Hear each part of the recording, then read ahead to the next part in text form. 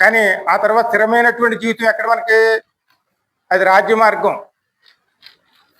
రాజమార్గం అంటే రాజులకి రాజు, ప్రభులు ప్రభువు యేసయ్యేనండి. ఆయన స్వరూపంలోకి మనం మార్చుకున్నారు కాబట్టి రాజు లేని యాజక సమూహముగా మనల్ని దేవునికి సమర్పించారు. అంటే మనం ఇప్పుడు ఎవరో మనం రాజులైన యాజక సమూహానికి సాదృశ్యం. మనం ఇప్పుడు అలాగే ముందుకు వెళ్ళాలి. మనం ఒక రాజులు వెళ్ళే మార్గం ఎలాగైతే దాన్ని సదురు చేసుకుని అన్ని శుభ్రం చేసుకుంటారో మన మార్గం కూడా అలాగే సదురు చేయాలండి, శుభ్రం చేసుకోవాలి. ఇప్పుడు మనం ఎలాగెళ్ళాలి? అందరికి వచ్చింది పాట ఉంటుంది చూడండి, ఖచ్చితంగా మీరు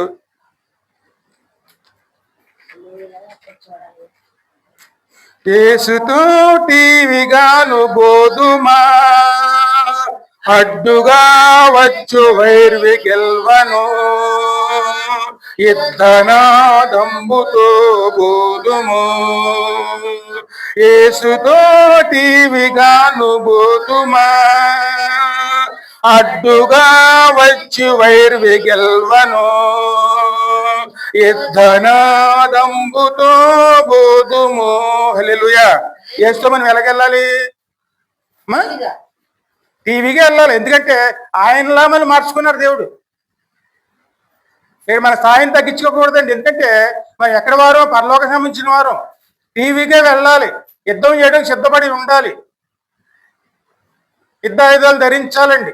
క్రైస్తవులుగా మన పేరు పెట్టుకుని మనం యుద్ధం చేయలేని వారిగా మిగిలిపోయామనుకోండి, ఇంత పిరిగివారు ఎక్కడ ఉంటారు? ఇప్పుడు కూడా సాతానంటే భయం మనకి. ఎందుకంటే మనం ఎటువంటి ఆలోచన కలిగి ఉంటామంటే అది ఉన్న చోటుకు మనం వెళ్ళకూడదు. పాపం ఎక్కడ ఉంటే అక్కడే సాతాను ఉంటుంది. పాపం కానీ మన జీవితంలో ఉందనుకోండి, ఖచ్చితంగా సాతాను మన పక్కనే ఉంటాడు. అందుకే యుద్ధనాదముతో మనం జయబేరి గౌరవించుకుంటూ ప్రభువుతో కలిసి మనం టీవీగా వెళ్ళేవారునే ఉండాలండి. యుద్ధానికి సిద్ధపడిన వారు ఎలాగెళ్తారు?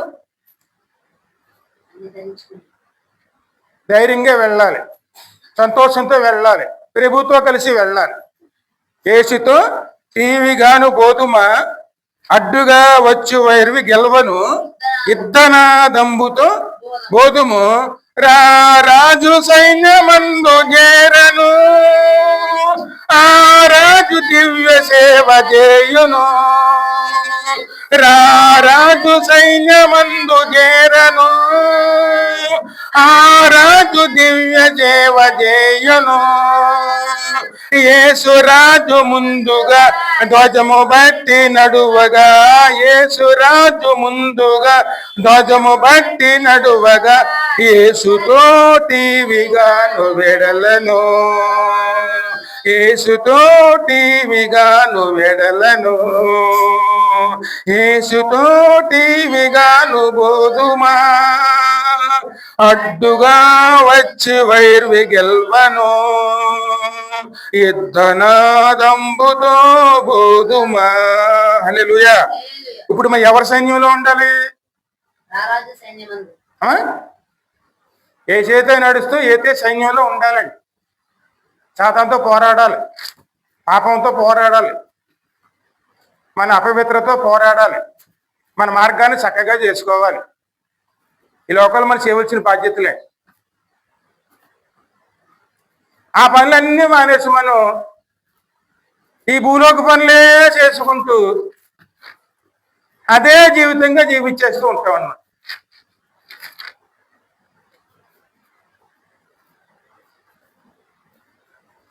ఎందుకు మనం చేయవలసిన బాధ్యత ఏమిటి?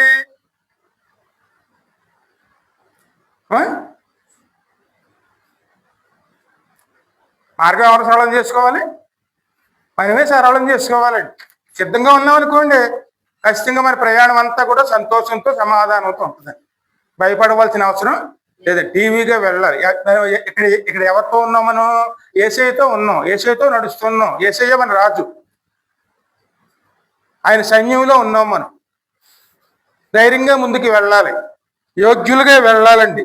ఎందుకంటే యేసురాజు ముందుగా వెళ్తామను ధ్వజం బట్టి నడవగా యేసుతో మనం టీవీగాను పోదుము. ఎందుకంటే రాజు నడుస్తుంటే రాజకుమారుడు ఎలాగెళ్తాడండి?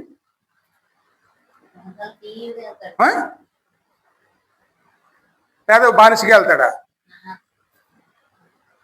రాజకుమారుడు ఎలాగెళ్తాడు? బానిస ఎలాగెళ్తాడు? రాజు ముందు వెళ్తుంటే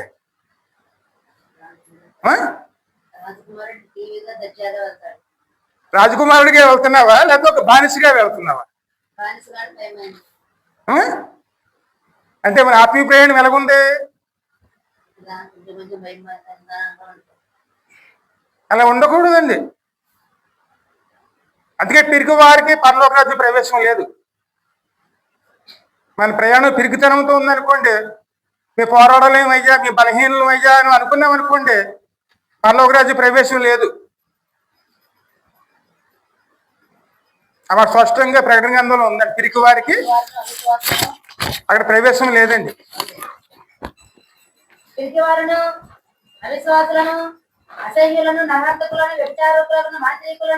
వాళ్ళకి ఏనాడు ప్రవేశం లేదండి. దేవునితో కలిసి నడవాలి. అందుకోసం మనలో ఏముండాలి? విశ్వాసం.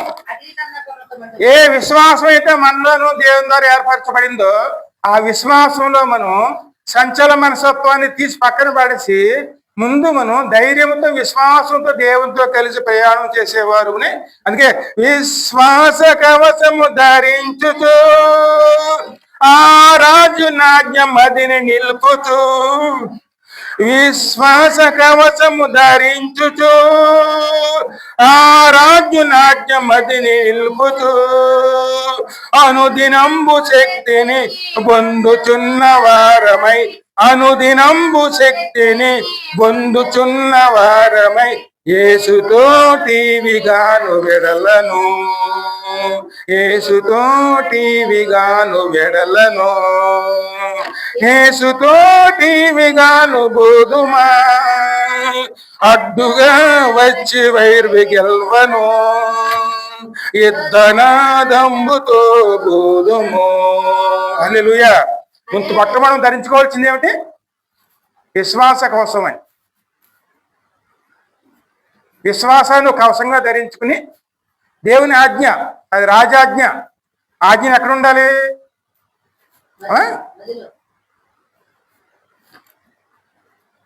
ఆజ్ఞ బుక్లో ఉండాలా, హృదయంలో ఉండాలి?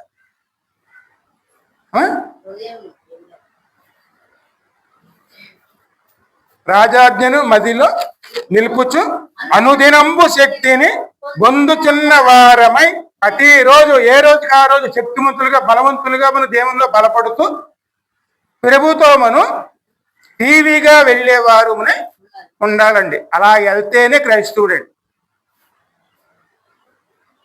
అలా వెళ్ళలేని వారు దేవుని దగ్గర రావటం కన్నా విడిచిపెట్టేయటం మంచిది. అటు పరలోకం లేకుండా, ఇక్కడ భూ సంతోషం లేకుండా, అటు కాకుండా ఇటు కాకుండా మనకు ఉపయోగం ఉండదండి. ధైర్యం ఉండాలి, నమ్మకం ఉండాలి, విశ్వాసం ఉండాలి, బలవంతులుగా బయలుదేరాలి, పరలోక రాజ్యాన్ని సాధించేవారు ఉండాలండి. అది సాధించాలంటే కొన్ని వదులుకోవాలి ఖచ్చితంగానండి. దేవునితో కలిసి నడవాలి, టీవీగా వెళ్ళాలి. అలా వెళ్ళామనుకోండి దేవుని కార్యాలు ఎక్కడ జరుగుతాయి? మన జీవితంలో జరగటం మొదలవుతాయి. ఎక్కడ మనం భయపడవలసిన అవసరం ఉండదండి. ఎక్కడ మనం ఎన్ని రకాల శోధనలు మనల చుట్టి వచ్చిన, సాతాను అంబులెన్ని తగిలినా, శోధనలు మనల చుట్టి వచ్చిన, సాతాను అంబులెన్ని తగిలినా భయము లేదు మనకింకా ప్రభువు చెంతనుండగా, భయము లేదు మనకింకా ప్రభువు చెంతనుండగా యేసుతో టీవీగాను వెడలను, యేసుతో టీవీగాను వెడలను, యేసుతో టీవీగాను వెడలను, అడ్డుగా వచ్చి వైరు గెల్వను, యుద్ధనాదంబుతో బోధుమో. హల్లెలూయా. ఈ పోరాటంతో మనం వెళ్తేనే ఆత్మీయ జీవితం మనకి సంతోష సమాధానంతో ఉంటుంది. ఇక్కడ మనం ఎవరితో వెళ్తున్నాం? మన పక్కన మనుషులు కాదండి. మన ముందు ఎవరున్నారు? యేసయ్య ఉన్నాడు. ఆయనతో కలిసి వెళ్తున్నాం. ఆయన స్వరూపంలో మార్చుకున్నారు కాబట్టి రాజులేని యాజక సమూహముగా మనం ఆయనతో కలిసి ఆయన ద్వారా మనం ముందుకెళ్తున్న వారు అదే మనం ఆత్మీయ జీవితం అని. ఏసుతో సంబంధం లేకుండా ఆత్మీయ జీవితం గడిపేమనుకుంటే మనల్ని మనం మోసం చేసుకున్న వారు ఉంటాం. ఆత్మీయ జీవితం ఎవరితో కలిసి ఉండాలండి? ఆత్మీయ జీవితంతో డబ్బులతో సంబంధం ఉండదండి.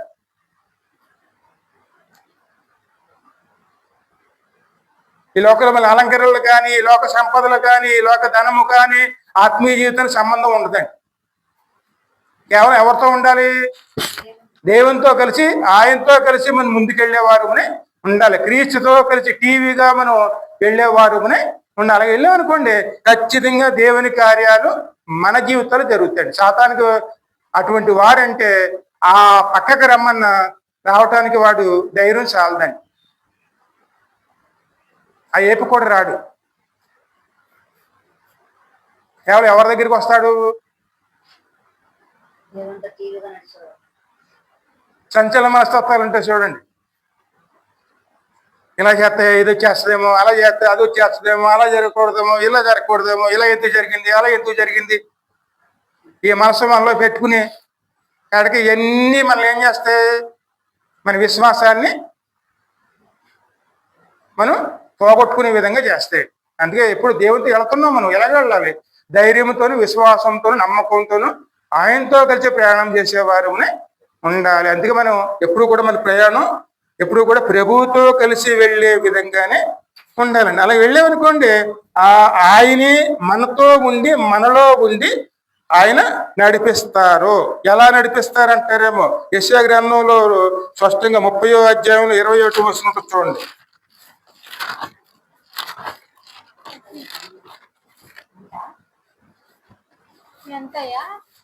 30వ అధ్యాయం 21వ వచనం. మీరు కుడి తట్టైనను ఎడమ తట్టైనను తిరిగినను ఇది త్రోవను దీనిలో నడువుడి అని నీ వెనుక నుండి ఒక శబ్దము వినబడును. ఇప్పుడు మనం దేవునితో నడుస్తున్నప్పుడు ఇక్కడ మళ్ళీ ఎవరు నడిపిస్తారు?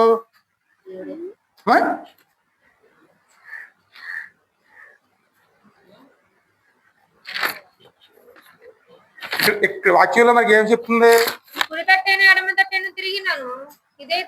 ఇదే త్రోవ దీనిలో నడువుడి అని నీ వెనక నుండి ఒక శబ్దము నీ చెవులకు వినబడును. హల్లెలూయా. పరిశుద్ధాత్మ మన త్రోవలను నడుచుకునే విధంగా, మన త్రోవల్లో నడుచుకునే విధంగానే మనల్ని చక్కగా నడిపిస్తుంది. ఖచ్చితంగానే యేసయ్య వాక్యం ముందు నడిపిస్తుంది. మనల్ని పరిశుద్ధాత్మ కుడికాడు వెనకాల తిరగకుండా జ్ఞాపకం చేస్తూ మన బలపరుస్తూ మనల్ని సరైన మార్గంలో నడుపుతూ, ఎక్కడైనా మనం పొరపాటు చేస్తున్నప్పుడు మనల్ని హెచ్చరిస్తూ మన మార్గంలో నిలుపుతూ మనల్ని ముందుండి నడిపించి మనల్ని ఆ మార్గంలో నిలిచి ఉండే విధంగానే సహాయం చేస్తుంది. అందుకే మనం ఒంటరిగా నడవటం లేదండి. యేసయ్యతో నడుస్తున్నాం, పరిశుద్ధాత్మతో మనం ముందుకు నడిపించబడుతున్నామండి. అందుకే అది రాజ్య మార్గం. పరిశుద్ధులు మాత్రమే అక్కడికి పోదగు మార్గము. అపవిత్రులకు అక్కడ ప్రవేశం అనేది లేదండి. ఆ మార్గంలోకి వెళ్ళడానికి అపవిత్రులు ఎవరో కూడా ప్రవేశించడానికి అవకాశం లేదు. అపవిత్రులు అంటే ఎవరు?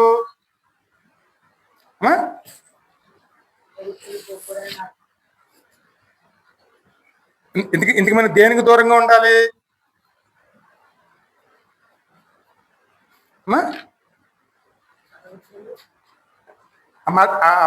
దేని చూసినది అపవిత్రులు అంటేనే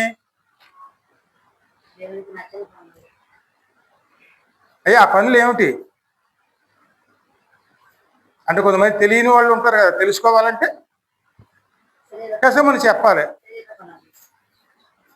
అపవిత్రమైన అంటే ఏమిటి?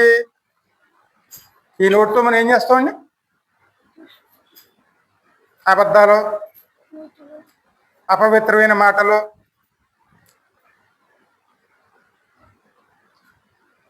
వాటిని ఏం చేయాలి?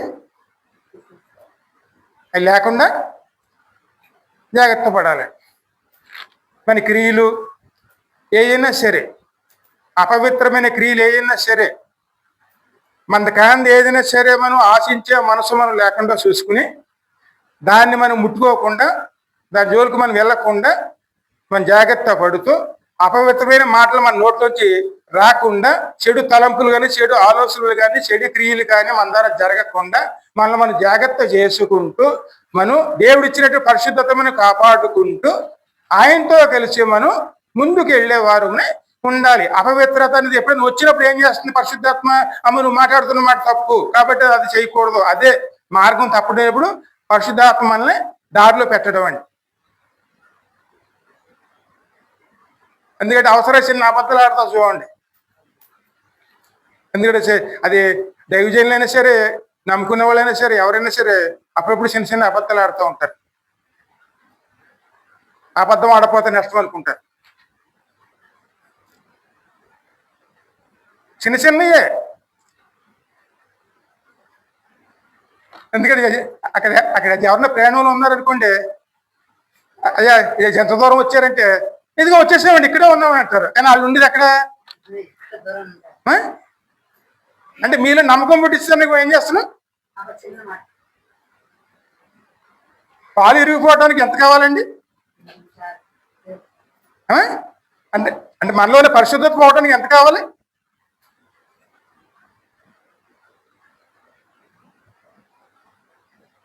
ఇందులో రాజీ పడతాలు ఉండవండి. ఎందుకంటే అది పరలోక మార్గం, పరిశుద్ధమైన మార్గం, అపవిత్రులు పోకూడని మార్గం.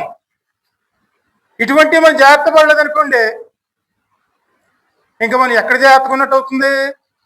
చిన్నదే అవ్వచ్చు.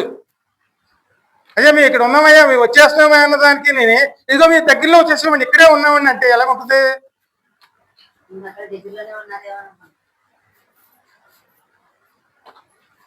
అదైనా సరే, ఏదైనా సరే అపవిత్రత అనేది మనలో రాకుండా జాగ్రత్త పడేవారు ఉండ. ఇటువంటి వచ్చినట్టు పరిశుద్ధాత్మలు హెచ్చరిస్తుందండి. అమ్మ నువ్వు దారి తప్పుతున్నావు, ఆత్మజాతం నడిపించబడితే ఖచ్చితంగా అనుభవాలు మనకు వస్తాయండి. అమ్మ నువ్వు దారి తప్పుతున్నావు, నువ్వు అబద్ధం ఆడకూడదు అన్నది మన హెచ్చరిక మనలో వచ్చిందనుకోండి, వెంటనే మనం సరి చేసుకుంటాం. అటువంటి ఏ ఉన్నా సరే ఏం చేయాలి? మనం వాటి జోలికి వెళ్లకుండా జాగ్రత్త పడేవారు ఉండాలి. ఇంకా మన కీర్తనలోకి ముందుకు వెళదాం. కీర్తన 32వ కీర్తన 8వ వచనం చూడమ్మా.